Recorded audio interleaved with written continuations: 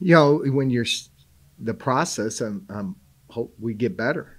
I went out there for a Tuesday practice and expectations of how this practice will be. Those expectations go up each and every week. So I don't get caught up on, thankful. I mean, our seniors, proud of them, want them to go out, with a win in the ice castle. So we're going to do our best to put a, plan together to compete against a very good football team. But for me, there's a lot we're playing for each and every week, and that's to get this program in the direction that it needs to go. So for me, we're focused in on having a great Tuesday practice, focused on having a great Wednesday practice, and making sure that these seniors can do something that hasn't been done at Youngstown State in over 10 years. One of the things about this being the last home game of the year is for the majority of your fan base, this may be their last impression of seeing you live. Is there something this season that you really hope, not that you haven't done it all year, but something this Saturday that you hope, hey, if we're going to leave a lasting impression, I want our fan base to walk away knowing this? Yeah, I do. I think that fight, that toughness, to be able to finish. I think the last home game we had, I don't know if we had the fight in us from the start.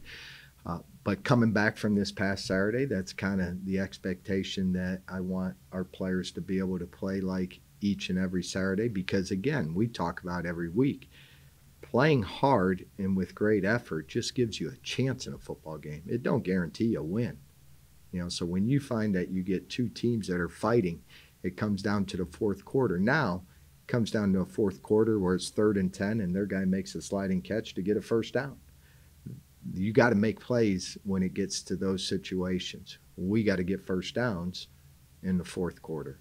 We got to move the chains in the fourth quarter. So, continue to – I want our kids to represent Youngstown, represent them with great pride in how they handle themselves on and off the field.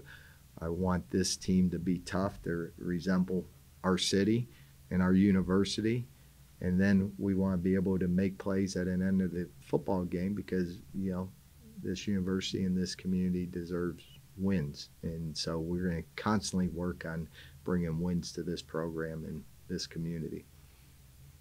It seems that at the beginning of the season, the pass game was kind of ramping up throughout the season, and Dimitri was constantly getting a little more deep passes in, and then he got injured against Indiana State, and he was out that week, and then at North Dakota, there didn't seem to be a whole lot of that deep passing game. It was mostly short stuff. Will we see a return for more deep passes against North Dakota State, kind of open up that passing game? I just think you see a young man that's a redshirt freshman that hasn't had a lot of reps the last 2 weeks. Found out Friday, hey, he's looking better. So on Friday we made decision if we come back on Saturday morning and he's looking good, well, we're going to play him. So that's without him getting many reps for the past 2 weeks. So, do you fall off? Because I think any young quarterback needs a lot of reps. And when you don't get those reps, yes, we know what he can do to our run game. And that's what he made our running backs a lot better Saturday by playing, not by throwing, by playing.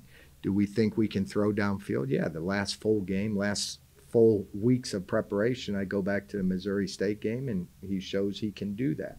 Do we need to do that? Yeah. Do we need to get him repping and be able to do that in practice?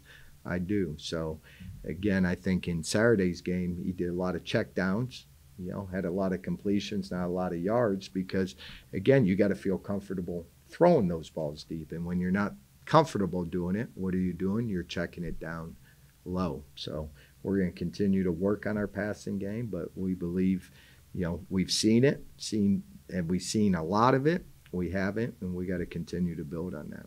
What's North Dakota State bring to the table? I mean, they're physical. I mean, when you look at their defense, they got 8 seniors. 8 seniors that probably each have 2 national championship rings, maybe 3 on their hand, that have played a lot of football for them. So a lot of experience, a lot of strength, guys that 5 years they've had 5 true off seasons to get where they are right now, and they've won a lot of football games. So, that's what jumps out at me. They're going to be big. They're physical. They're going to test you. They're going to test your toughness. They don't mind handing the ball off and getting 2 yards. And what they're telling you is we're going to do that for 60-plus minutes. Can you withstand that? Have they, again, I hate to use the word change, but are they different from the spring when you played them, you know, in That game one, yeah, they're a lot different. They're a lot different. Again, I think all those teams, you know, I don't, the spring to me, you know, just was a warm-up. So, but they're a very physical football team. They got big offensive linemen. They use a committee of running backs. They got 2 quarterbacks that both bring a different skill set. And then they have the best wide receiver in the league out wide. So, you know, they can throw the deep ball, and he's a great 50-50. Against Missouri State, when they needed a first down, guess what? He gets the tough catch. When they need a touchdown and they're down, he makes the tough catch in the end zone, even gets a, you know, interference call, don't matter. He's still making the catch. So, and then on defense, I told you about their experience. So they're a very great football program that's 8-1 coming here. It's easy to get up for North Dakota State because of the sitting at the top of the standings and the fact they have national champion. Do you talk to the guys about maybe tempering that a little bit, or do you want them up for this? Because for the average fan, this name carries weight. Like, people recognize this program. Yeah. Again, we talk about the highs and lows of the game.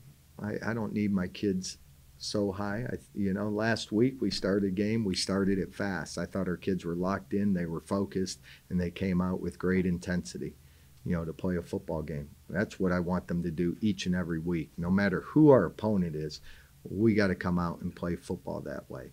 Is it a little different when it's North Dakota State coming in your place and you haven't beaten them in 10 years and they won a lot of national championships? I'm sure, because again, who gives you a chance? You know, nobody. You know, so in Youngstown, we always talk about chip on the shoulder. Well, we got chip on our shoulder each and every week. When I talk that, I think we're the outsiders in this league. We are. I mean, we're the farthest east, and you know, you talk to officials, they're usually, you know, from those areas. So nobody's going to give us any help this week. That's for sure. You know, you got a team that's 8-1 coming in here trying to ramp themselves up to get ready to make a playoff run and national championship run. So, you know, we got to make sure our guys have a great week of preparation, are locked in, and are ready to play from kickoff to the end and be ready for a hard-fought 60-plus minute game against a very physical football team. injury front, any word? I mean, I know Dan's probably done, right? Yeah, you know, besides what we had on the offensive line earlier in the season, we've moved on with that, and offensive line, you know, is healthy, you know, knock on wood, that, you know, we've had for the last couple of games, and trying to get in a consistent role with them. And Demetric is still rehabbing, and, you know, hopefully this week, you know, by having the practices, we're able to push the ball downfield and healthy on the defensive side of the ball.